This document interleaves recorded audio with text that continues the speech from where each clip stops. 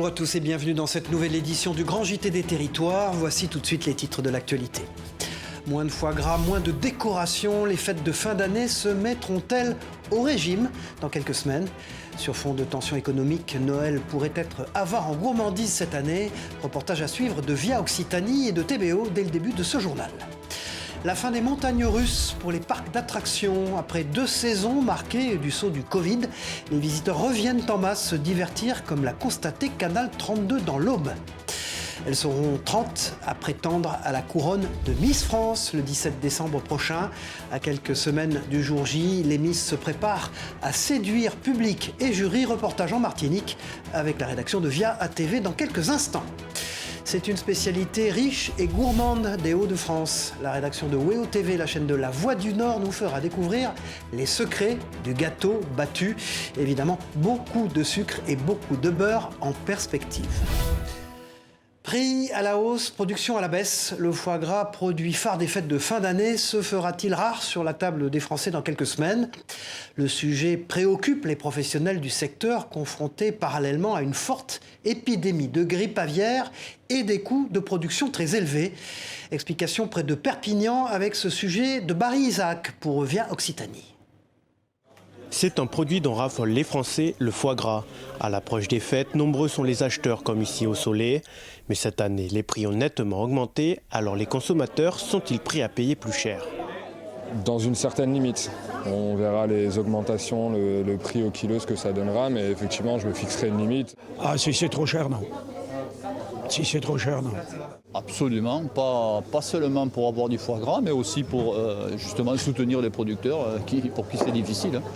Cette année, le foie gras cru coûte environ 50 € le kilo contre 40 l'année dernière. Ce producteur du Tarn a vu son stock de foie baisser de 20%. Responsable de cette pénurie, la grippe aviaire qui gêne l'approvisionnement des canetons dans l'ouest de la France. L'augmentation due au manque est due aussi au coût de l'élevage, comme les céréales ont doublé, alors les prix des canards ont augmenté de 50%. Claude Vassaille fait partie des 5 producteurs de canards gras des Pyrénées-Orientales.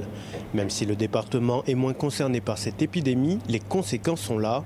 Elle a dû augmenter ses prix de 10 à 18%.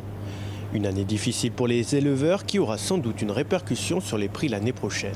On fait nos calendriers presque 1 an à l'avance, voire sinon 6 mois, pour commander les petits, pour que ceux qui produisent les petits les mettent en place, etc. C'est une filière longue. Et donc du coup, il y aura une incidence de prix parce qu'il y aura peu de quantité. Face à cette épidémie de grippe aviaire, le ministère de l'Agriculture vient de porter le niveau de modéré à élevé. La France devrait produire 11 000 tonnes de foie gras cette année, contre 16 000 pour une année normale. Voilà, et si le foie gras pourrait se faire plus discret pour vos repas de fin d'année, les illuminations de Noël ne sont pas, elles non plus, épargnées.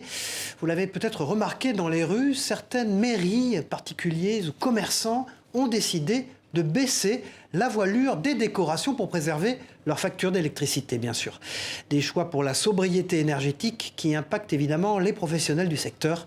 Un reportage en Bretagne de Valérie Leroux-Coleno pour TBO, la chaîne du groupe Le Télégramme sur place.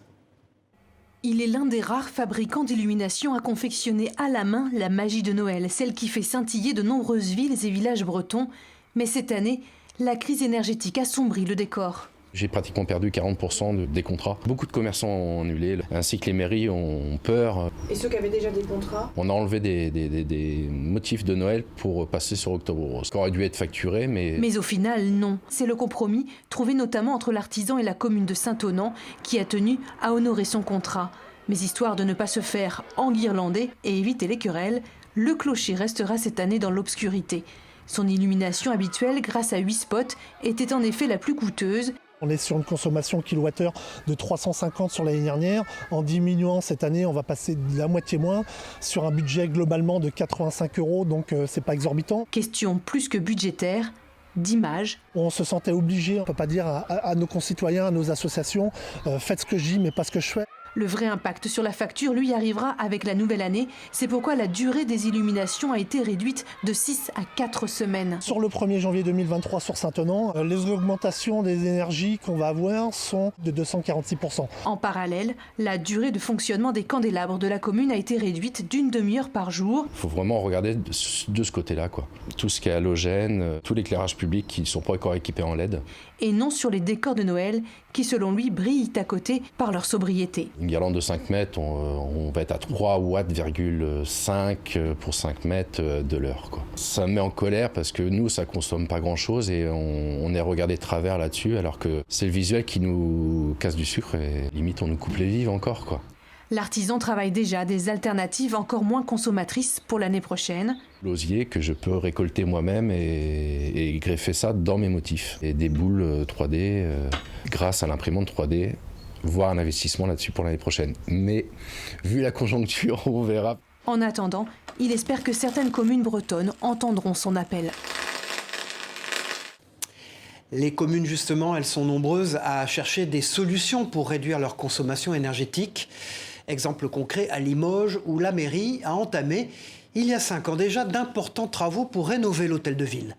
La bâtisse historique, magnifique, comme vous le voyez sur ces images de la rédaction de 7 à Limoges, se veut désormais exemplaire en consommation. Précision recueillie par Alain Druot sur place. C'est un bâtiment qui date de la fin du 19e, donc voilà, il est assez représentatif de ce type de bâtiments qui ont été construits à cette époque-là. Ça, on a diagnostiqué l'ensemble des menuiseries une à une, avec des relevés assez précis. On a pu dater les différentes phases, mais on a aussi fait une étude thermodynamique du bâtiment, donc c'est-à-dire une modélisation du bâtiment et de son fonctionnement jour par jour dans l'année, en fonction de l'ensoleillement, la température extérieure, le chauffage intérieur. Christian Cambon était l'invité de l'émission Face au territoire sur TV5 Monde jeudi dernier. Le sénateur, président de la commission des affaires étrangères, de la défense et des forces armées du Sénat, est notamment revenu sur les nouvelles tensions liées à la guerre en Ukraine. Regardez cet extrait. Zelensky appelle beaucoup les États à le soutenir en termes d'armement. Est-ce que la France a fait assez sur ce plan-là ? Elle fait tout ce qu'elle peut. Elle fait tout ce qu'elle peut. J'ai dit tout à l'heure que nous avions une armée qui avait été éreintée par 20 ans de difficultés. Donc c'est assez compliqué de donner ce que nous n'avons plus tout à fait. Sauf les Césars. Alors les Césars. Alors, mais derrière les Césars, la France a donné aussi beaucoup. Alors elle a une attitude qu'il faut aussi comprendre. Pour des raisons de sécurité, la France ne dit pas tout ce qu'elle fait, parce que d'abord, il y a des problèmes d'acheminement, et on n'a pas envie de renseigner les adversaires de l'Ukraine sur les chemins que suivent les approvisionnements, notamment les approvisionnements en armes. Il y a des moyens importants qui sont faits. Il y a des formations qui sont offertes aussi à des militaires ukrainiens, et elles s'avèrent aussi très efficaces. Il y a, c'est vrai, ces canons César qui changent la situation, mais on ne peut pas s'aligner par rapport aux États-Unis qui ont évidemment des moyens tout à fait conséquents. Face au territoire, avec le président de la Commission des Affaires étrangères du Sénat, Christian Cambon, est à voir ou à revoir sur le site de TV5 Monde et des partenaires de l'émission, Ouest France, Nice Matin, France Antilles, 20 minutes et Centre France, La Montagne. Sans transition, prenons la direction de la Guyane à présent, où la construction d'une centrale électrique est l'objet de toutes les tensions dans l'ouest de la région. Le projet est notamment rejeté par des membres de la communauté amérindienne de Guyane. Ils demandent l'arrêt définitif des travaux et le déplacement de l'usine vers un autre site. La société chargée du projet espère bien, quant à elle, ouvrir la centrale dans un peu moins de 2 ans. Le point sur la situation avec ce reportage sur place de Franck Chassagnon. Ils se sont installés ici il y a des décennies. Les habitants du village amérindien de Prospérité, situé à 10 km de Saint-Laurent-du-Maroni, sont révoltés.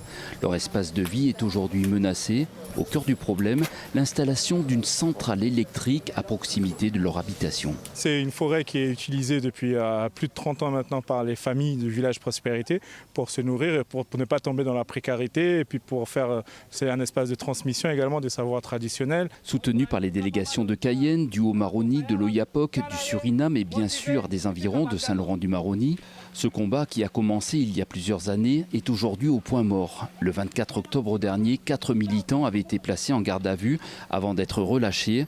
Alors aujourd'hui, ils ont décidé de reprendre leur terrain. Depuis 2017, de toute façon, L'autorisation a été donnée depuis 2019, même en amont.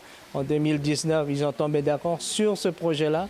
Entre eux, signer un document pour dire voilà, c'est ici que ça va se faire ce projet. Mais jamais de consultation avant de signer quelque chose.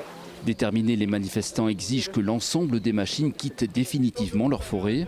Pour eux, un autre terrain doit être trouvé. Il y a plein d'endroits qui peuvent convenir, qui sont pas trop loin des lieux d'habitation. Par exemple, s'il faut absolument des collines, il se trouve qu'entre Mana et Javoué, il y a juste ce qu'il faut comme zone collinaire. De son côté, la CEOG, l'entreprise privée désignée pour exploiter le site, assure de construire une centrale high-tech et respectueuse de l'environnement. Quant à son emplacement, il n'a pas été choisi au hasard. Tout le monde a un peu son avis, bien sûr, et chacun a son avis sur les choses. La zone de Mana n'est pas très intéressante. Nous, ce qui nous intéresse, c'est de nous raccorder au Carrefour Margaux, de façon à alimenter principalement Saint-Laurent. Nous avons pendant des années étudié l'ensemble des possibilités et il s'avère que ce lieu est le meilleur. Déplacer le projet signifie annuler le projet. Annuler le projet veut dire qu'il n'y aura pas d'électricité pour la population de Saint-Laurent à l'horizon de 2 ans. Aujourd'hui, les travaux de défrichement sont à l'arrêt. Le bras de fer entre les habitants et la direction de la centrale est loin d'être réglé. L'ouverture de la centrale électrique est prévue en octobre 2024. C'est l'un des secteurs qui a le plus subi les effets de la pandémie. Les parcs d'attractions et de loisirs retrouvent le sourire après 2 années pour le moins très compliquées. Dans l'Aube, le parc Nigloland vient de fermer ses portes il y a quelques jours pour une pause hivernale. La saison 2022 lui a permis de battre son record de fréquentation. Un reportage de Canal 32, regardez. C'est la tradition. Les derniers visiteurs de la saison de Nigloland peuvent repartir avec les citrouilles du décor. Un souvenir de plus pour cette saison 2022 du parc d'attractions de Dolencourt. Elle s'est refermée ce dimanche soir sur un record. Plus de 760 000 visiteurs. C'est 100 000 de plus que l'ancien record. Ça faisait 2 ans qu'on n'avait pas ouvert le parc à Pâques. C'est l'après-Covid, les gens ont besoin de sortir, donc ils ont peut-être surconsommé les sites de loisirs comme Nigloland ou d'autres endroits. Ça a été les 35 ans au mois de juin avec une grande fête. On a fait aussi un été record avec une fréquentation assez impressionnante. Pour la première fois également, la période Niglowin s'est prolongée jusqu'à la mi-novembre. Mais cette fréquentation record, il faut aussi la gérer. Le week-end du 1er novembre, le parc d'attractions a même dû fermer ses entrées car il était déjà plein, avec de longues minutes d'attente aux attractions et des équipements pas encore adaptés à la foule des très grands jours. Il faut qu'on améliore notre accueil en restauration, il faut qu'on augmente la capacité dans les sanitaires, les toilettes du parc. On est en train d'améliorer les parkings, les accès, mettre des bornes électriques. Voilà, mais c'est Nigloland depuis 35 ans, c'est ça, c'est à chaque année, c'est comment on améliore tout, pas que les attractions. Pour gérer au mieux l'affluence, le parc est en discussion avec un opérateur. L'idée d'un système de pré-réservation pourrait voir le jour. En attendant, Krampus Expédition, Noisette Express, le Donjon de l'Extrême, mais aussi les attractions pour les plus jeunes, séduisent donc de plus en plus. Un modèle qui doit perdurer, même si Niglo et Niglotte restent très discrets sur les investissements futurs. Cela annonce pour le moment l'envie de mettre en avant le spectacle pyrotechnique de fin de journée pendant la période d'Halloween. Le feu d'artifice est devenu un spectacle nocturne avec une histoire, une voix off, une musique spécialement composée. Vous avez passé des heures dans le parc à attendre, à faire des manèges dans le froid ou dans le chaud ou sous la pluie, mais peu importe. Le spectacle, c'est tous les soirs à la même heure, il n'y a pas d'attente. La seule attente aujourd'hui est celle de la réouverture du parc. Ce sera le 8 avril 2023. C'est le rendez-vous sportif de cette fin d'année. La Coupe du Monde de football est organisée au Qatar jusqu'au 18 décembre. Personne ne peut l'ignorer. Et à quelques jours de leur entrée dans la compétition, la pression monte pour les supporters de l'équipe de France. Une nouvelle victoire finale des Bleus dans un mois et les ventes des maillots pourraient une nouvelle fois bondir à l'approche de Noël. À ce propos, connaissez-vous le concept « le bon maillot ». L'idée est simple, offrir un coffret mystère qui renferme un maillot de foot d'un club français ou étranger. Le concept a rapidement trouvé son public aux 4 coins du monde. Une idée de cadeau que nous fait découvrir Anthony Sapp et Anne Didier pour Vosges Télévisions. On a plusieurs maillots, donc là par exemple Sheffield, donc tout ce qui est Angleterre, on a le Stade de Reims. Plus de 150 références, des maillots de foot des 4 coins du monde, bientôt rangés au hasard dans des coffrets mystères. Vous commandez, vous recevez et vous découvrez seulement à ce moment-là ce qui vous a été attribué. C'est le concept original lancé en 2021 par Timothée, ici à l'image, et Louis, absent au moment du tournage, 2 Vosgiens, des copains d'enfance, des amoureux du ballon rond, devenus en quelques mois de jeunes entrepreneurs à succès. L'idée était simple, il suffisait juste d'y penser, la magie des réseaux sociaux a fait le reste. On a vendu notre premier maillot en juillet 2021 et les ventes ont décollé au mois de mars 2022. Avec l'effet TikTok et du coup grâce à ce réseau on est passé à des commandes à 100 commandes par mois, à 500 commandes par mois, puis 1000, puis 2000, puis 3000 et là aujourd'hui on est autour des 4000 commandes par mois. Le Bon Maillot, c'est le nom de cette jeune société vosgienne qui travaille avec plusieurs fournisseurs à l'international et des marques officielles. Mais depuis quelques mois, ce sont les clubs professionnels eux-mêmes qui sollicitent Timothée et Louis, notamment Wolverhampton ou Leeds en Angleterre, pour un partenariat gagnant-gagnant. Nous, on a un peu plus de 100 000 visites par mois actuellement et on met leur petit logo sur notre site de manière à ce que ça soit visible et ça les intéresse de travailler avec nous parce qu'effectivement, il y a du trafic et ça les met aussi en avant. Ouais. Du coup, l'ascension de la plateforme est fulgurante avec des chiffres qui s'envolent depuis sa création. On a fait un peu plus de 800 000 euros de chiffre d'affaires depuis le départ, donc depuis plus d'1 an et demi. Et on vise 1,5 million d'ici juin 2023. Timothée et Louis ont embauché 3 salariés et travaillent pour le moment dans 2 petits locaux. Mais il faudra rapidement déménager et embaucher encore pour suivre un rythme qui va s'accélérer grâce à l'effet Coupe du Monde d'abord, grâce ensuite à un coup marketing lancé pour l'occasion. 3 tickets d'or, d'argent et de bronze vont être glissés dans des boîtes mystères pour faire gagner aux plus chanceux différents cadeaux. Voilà, et au pied du sapin, dans quelques semaines, vous trouverez aussi sûrement un ou plusieurs livres. Parmi les ventes à succès en ce moment, l'écrivaine Catherine Millet vient de se voir décerner le prix Castel pour son roman Commencement, publié chez Flammarion. Vous voyez à l'écran quelques images de cette cérémonie. Dans cet ouvrage, l'auteur raconte notamment ses débuts dans le monde de l'art contemporain et les nombreuses rencontres faites dans ce milieu. Voilà une autre idée de cadeau à faire à l'approche des fêtes. Elle rêve, elle, toute de la couronne Miss France. La soirée, suivie chaque année par des millions de téléspectateurs, se tiendra le 17 décembre prochain. Et en attendant de savoir qui deviendra Miss France 2023, les candidates se préparent pour le jour J. En Martinique, Axel René enchaîne les shootings photos avant de s'envoler pour l'Hexagone. Les coulisses de cette dernière ligne droite nous sont racontées par Marlène Mec pour Via ATV Martinique sur place.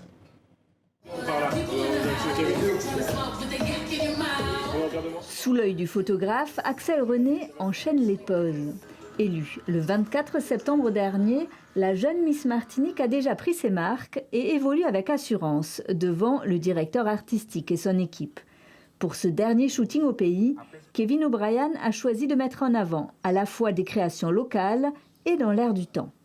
Nous avons travaillé avec les créations de créateurs locaux. J'ai aussi mis à contribution quelques tenues de mes collections, de manière à pouvoir lui créer tout un panel effectivement de look, de style, pour qu'elle puisse avoir des images pour valoriser la Martinique et par là même aussi développer sa popularité. Un travail sur l'image dans un cadre choisi avec soin. La Villa Kawan aux Trois-Îlets a l'avantage de permettre des mises en lumière très variées. Il reflète bien la Martinique à travers déjà ses couleurs. On a un super beau temps. On a aussi un peu de plage. Maquillage, coiffure, stylisme, une dizaine de personnes s'affairent autour de la jeune femme de 21 ans, soutenue par sa maman jamais très loin. Une journée qu'Axel René vit comme un rêve éveillé. Je me suis sentie très bien pendant cette journée de shooting. J'ai tourné plusieurs vidéos pendant lesquelles j'ai dû répondre à diverses questions. J'ai aussi eu la chance d'avoir beaucoup de personnes autour de moi pour me maquiller, pour me coiffer. Donc ça fait toujours plaisir et ça permet de se rendre compte du rêve que j'ai réalisé en devenant Miss Martinique. Petit lapsus. Ce rêve-là, Axel René va le toucher du doigt très bientôt. La candidate martiniquaise à l'élection de Miss France prend son départ dès demain pour la préparation officielle de la soirée du 17 décembre. Voilà, rendez-vous donc pris pour les 30 candidates le 17 décembre prochain pour l'élection de Miss France 2023. On sera tous devant notre écran, bien sûr. Sans transition dans ce journal, intéressons-nous à présent à un métier historique en voie de disparition, celui de rémouleur. Aiguiser les lames de couteau, de ciseaux ou de n'importe quel objet tranchant, c'est l'activité de cet artisan, souvent ambulant d'ailleurs. Dans la Sarthe, un seul rémouleur est encore mobile grâce à une camionnette aménagée. Rencontre avec Anthony Piton, journaliste pour LMTV Sarthe. Le geste est précis, efficace. Au fur et à mesure des passages sur la meule, la lame retrouve son tranchant. Dans sa camionnette aménagée, Philippe répare tout ce qu'il coupe. Les couteaux, les ciseaux et toutes sortes d'outils en acier ou en fer trempé. La différence qu'on peut faire, c'est l'usage qu'on va faire de l'outil. Par exemple, quand on prend un couteau, on n'affûtera pas un trancheur comme on affûtera un éplucheur, et on n'affûtera pas un ciseau de couture comme on affûtera un ciseau de coiffure. Voilà, chaque outil a sa spécificité et donc son style d'affûtage et son angle d'affûtage surtout. Philippe est l'un des seuls rémouleurs en Sarthe et surtout le seul rémouleur ambulant. Tous les mercredis, sa camionnette se pose sur le marché de la Flèche et les clients ne manquent pas. On peut essayer chez soi, mais après ça coupe pas au bout de 3-4 fois. Donc chez un rémouleur, très bien. Hormis cette clientèle de particuliers que je retrouve ici, j'ai essentiellement une clientèle de professionnels, parce qu'essentiellement, après effectivement, dans les métiers de bouche, restaurateurs, boucherie, traiteurs, couturières, coiffeuses, voilà, tous ces gens qui utilisent des outils coupants ont des besoins d'entretien et d'affûtage réguliers, de bonne qualité. Pourtant, il y a quelques années, les rémouleurs avaient totalement disparu en Sarthe. L'époque n'était plus à la réparation des vieux couteaux, mais d'après Philippe, aujourd'hui, la tendance s'inverse. On est passé par une société de consommation importante, beaucoup en reviennent et beaucoup avec les budgets qui se réduisent. Tout le monde pense à réutiliser, à redonner une deuxième vie et à réparer. Le rémouleur est aussi présent sur des parkings de centres commerciaux. C'est le cas au Mans, tous les deuxièmes jeudis du mois, devant le magasin Métro. Histoire encore dans ce journal avec le soulagement des habitants de Villemur-sur-Tarn en Haute-Garonne. Là-bas, une friche historique et magnifique à l'abandon depuis presque 10 ans vient de retrouver un repreneur. Une nouvelle vie pour ce site de près de 8000 m² qui a fait la fierté de la commune pendant des décennies.